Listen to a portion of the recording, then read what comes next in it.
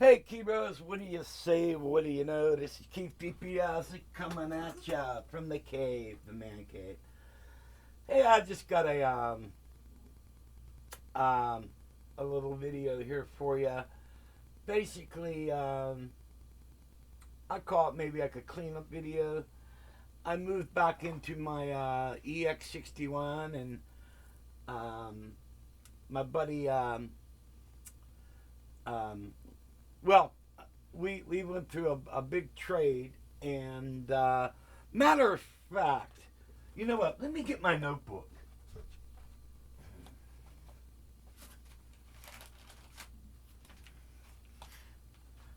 You guys will find this pretty hilarious. And let's see. I'm gonna check my camera here. Okay, yeah. This is a friend of mine.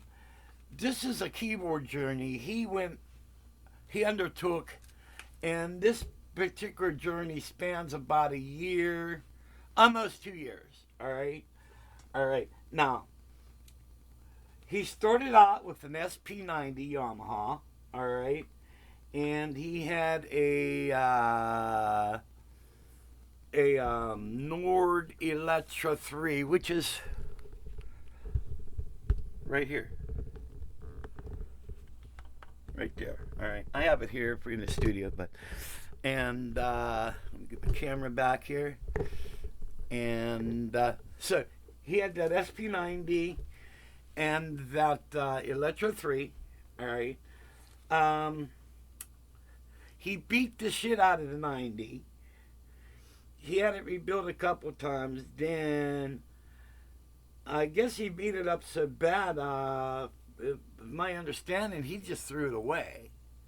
All right, and then he bought the Yamaha Mox F8, the MOX FX 8, 88, and so he bought that, and he was in love with that. All right, and then I believe. Oh, okay. And it was around this time he bought the Nord Electro 6D. All right. And so he bought that to go along with the Mox FX, the Mox FX 88. And, all right. So, then he hated the 6D. It ended up at my house for 6 months until I sold it for him. All right. So now he's back to the Mox and the Electro 3. All right. So then he decides that he's going to upgrade. All right. So we went up to pianos and stuff, or now they're called in stuff music. And the first day we went up there, he bought a Cronus 88 and a Roland VR 730. Okay. So 3 days later, he calls me up and goes, "Hey man, I'm going back up in stuff music. You want to go?" And I says, "Yeah." I says, "What's going on?" Because I don't like these keyboards. The 88's too heavy, and I really don't like the piano sounds on it. And I don't like the action on the VR 730. All right. So we go up. We go back up, and he exchanges these keyboards.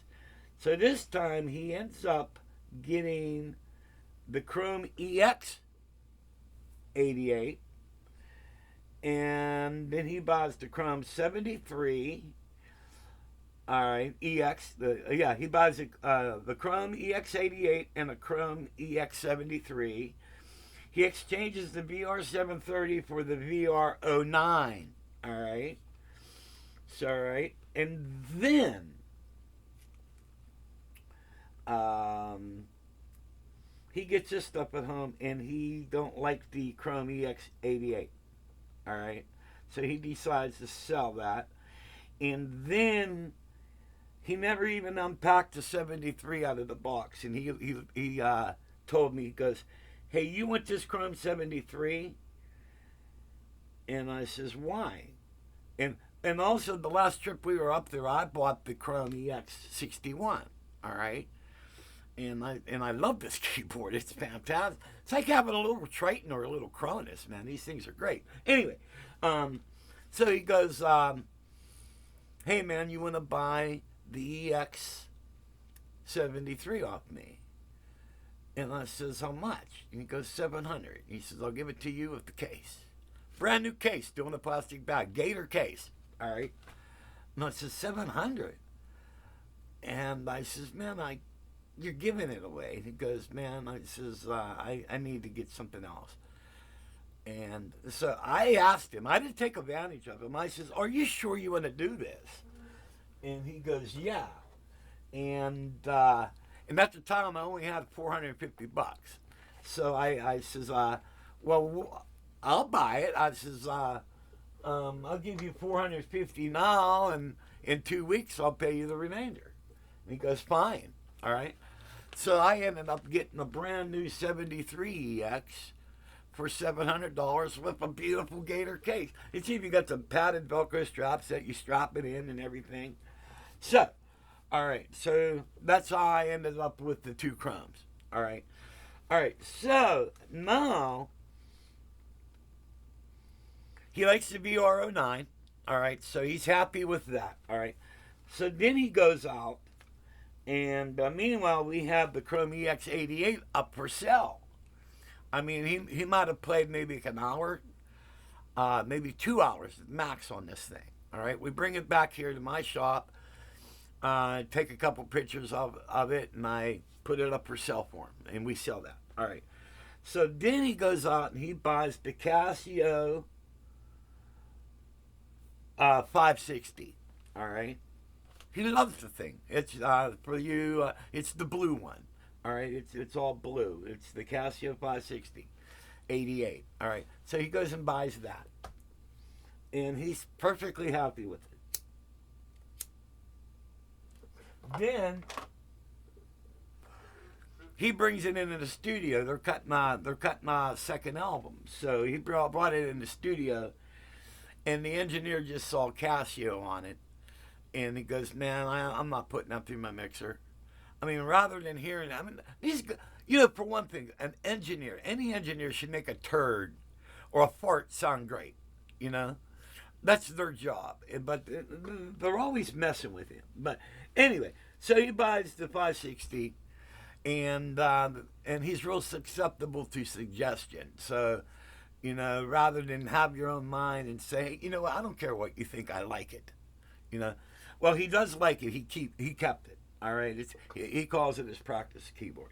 All right. So now that he bought that 560, and then they won't let him use it in the studio, he goes out and he spends like $5,000 for a Nord Stage 3. All right.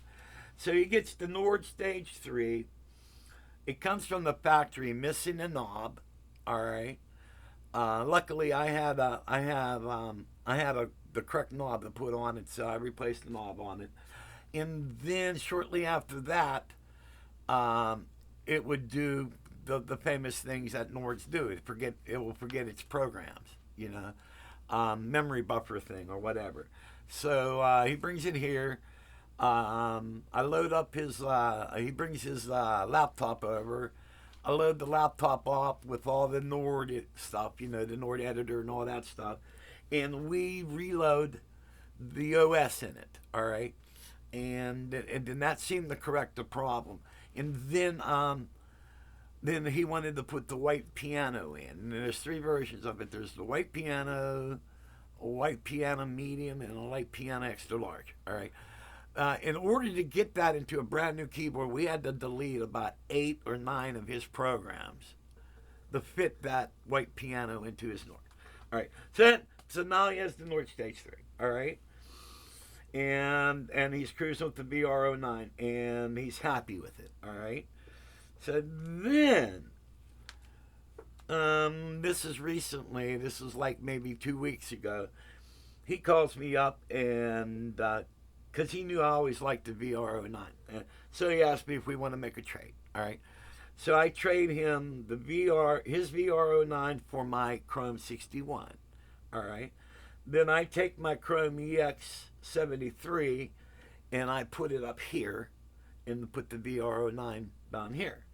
Now, as far as that goes, I had a little playing problem because now I had more room up on top, and it wasn't comfortable for me because I had to play things lower, and I had to play other parts higher. All right, so and also actually I really didn't want to make the trade because you could do so much more with having two chromes than one chrome and a VR09. I mean, it's a great keyboard, but it only does so much. These do almost everything. All right, and all right. So, but he didn't like the action on the 61. All right, so we trade back. All right, so I got my 61 back, which made me happy, and I'll never do that again because I love both. I love both chromes. All right, so then after we trade back, he calls me up and goes, "Hey man, I'll give you $100 if we trade back." And I says, you know what? I I already reverted the keyboards back to my programs and everything, and I'm so comfortable with the way my rig is right now. All right, so he goes out and he buys another Chrome EX61. All right, and and that's where he's happy now. And now he's got the VR09 back, but now that he's got he got his own EX61, he's no longer using the VR09, so he's just using the Stage 3 and the 61, and he's as of a phone conversation with him about maybe an hour ago, he's happy as a clam, and he loves the shit out of this because he figured out how to use it, and he's making programs, and the keyboard has everything in it that he needs. All right, so that's the story. That's Danny's keyboard story. All right, so I find it quite an interesting story.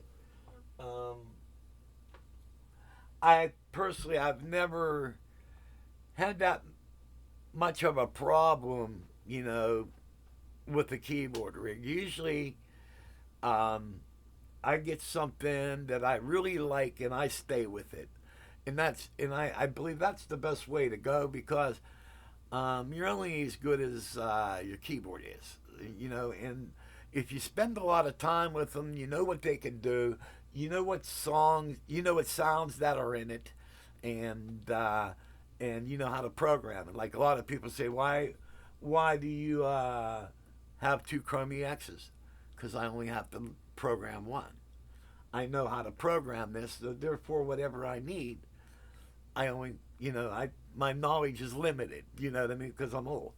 And so that's why I personally have two Chrome EXs.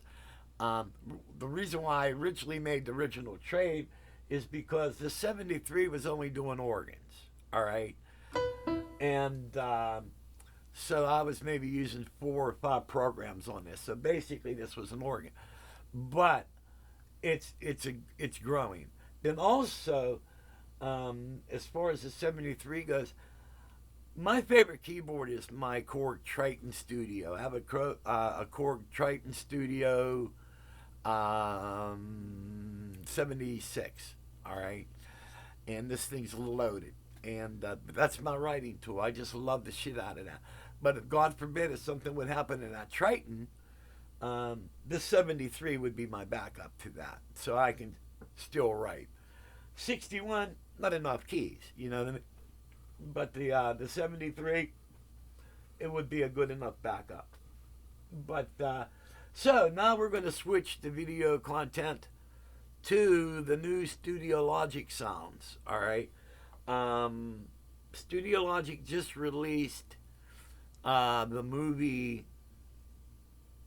I forget what their cinema package. All right, these are cinema strings, cinema brass. All right, so I'm going to take you through a walk through those. All right.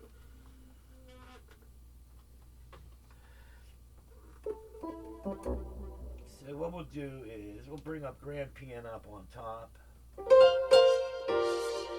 right, then we'll kill the grand piano, and we'll go over here, and we're going to go into orchestra. Here's the first one. This is movie strings 1. See, okay.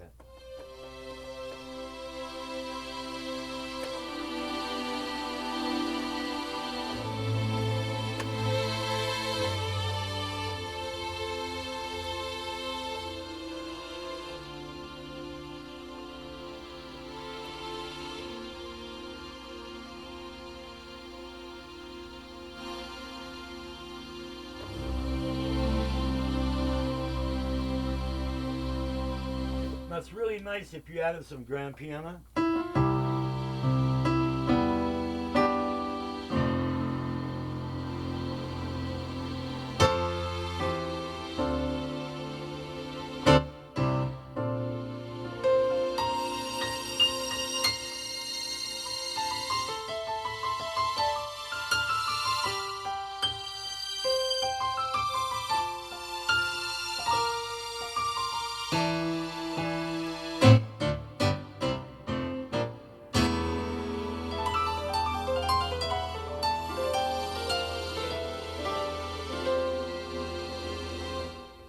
It's even cool if you add like maybe like a DX piano.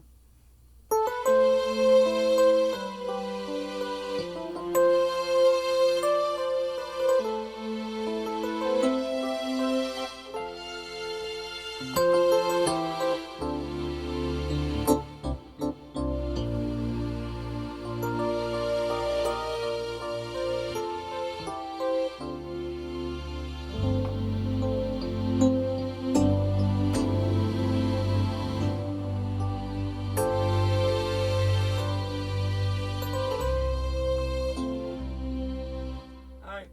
Okay, movie strings too.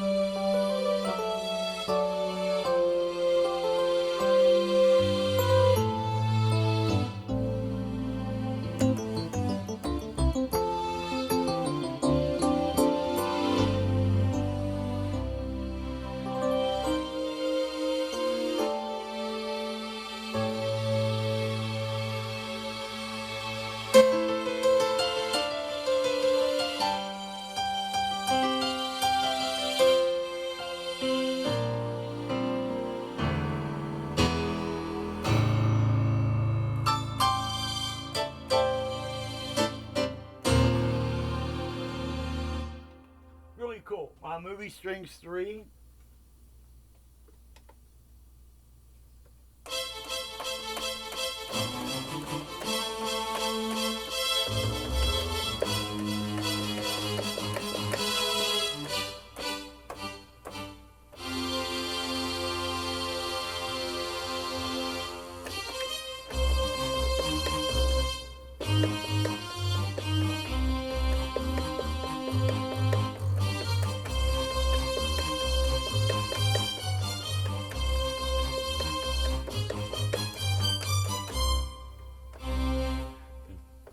Sweet things are made of cheese. Who am I to disagree?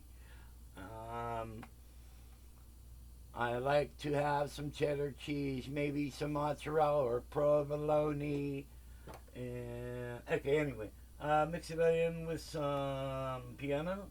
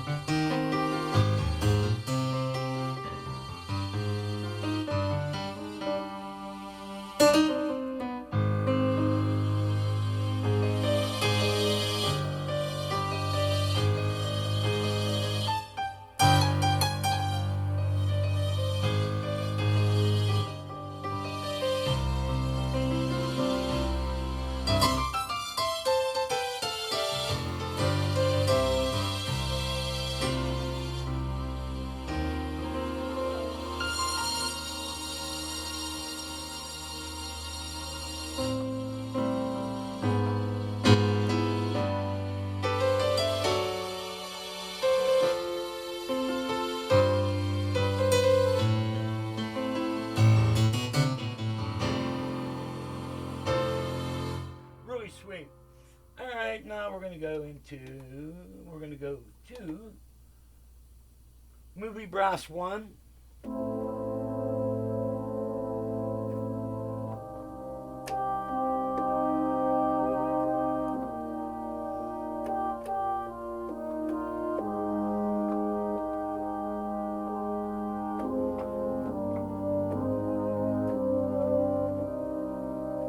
Aftertouch.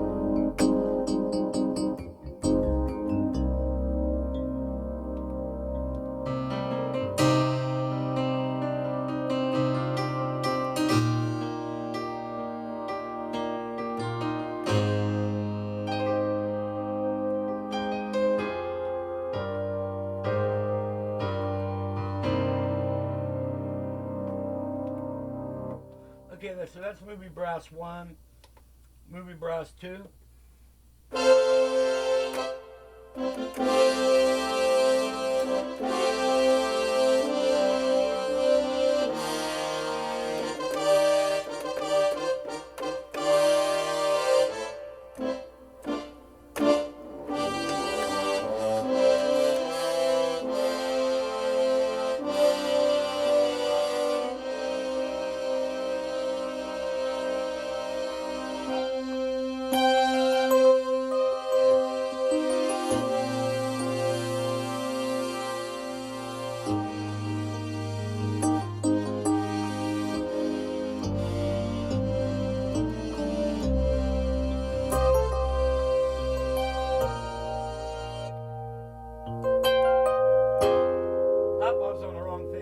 About that. I didn't have my thing where it was supposed to be. Okay, there's where.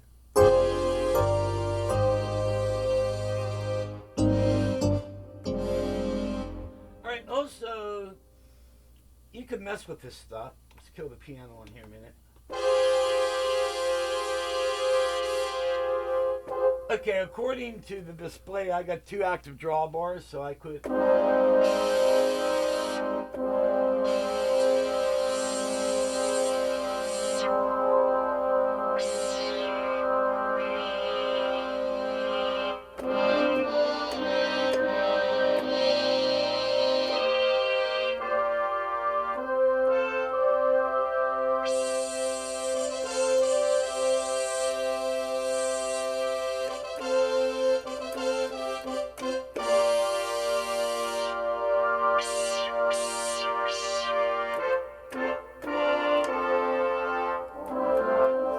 One thing nice about the Numa, I don't know whether you could see this or not, is on the display where it normally tells you, like right now, it says movie brass 2 as the layered sound, and DXFM3 for the Donna Rhodes or DX7 sound. All right.